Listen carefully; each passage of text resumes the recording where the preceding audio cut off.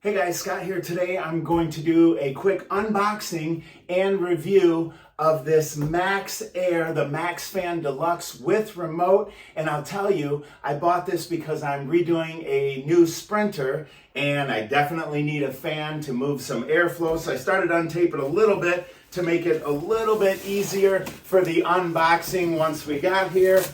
But we're gonna take this out and see what all we have in it, and show you what it's gonna come to you like. First of all, here is the actual fan and the shroud, and it's a little bit heavy, but not too bad. I'm gonna take that out for you here and pull this out. And I actually got you can get it in white or smoke, which is kind of their dark or black one. And I'm getting all black for the top of my Sprinter. And there's that, and one other box here, which has the actual remote directions and some hardware. I'm gonna set these aside here.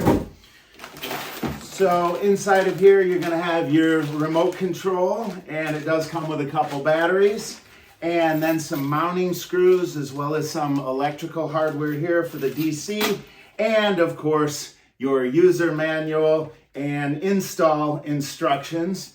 And as you can see here is the actual fan, and this will mount to your roof like this.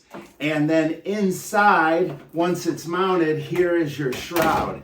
Now, I know from installing one of these in the past that depending on how deep your roof is, you may have to trim this, but it's pretty easy to do just with a standard jigsaw, and I'm sure that's in the installation instructions.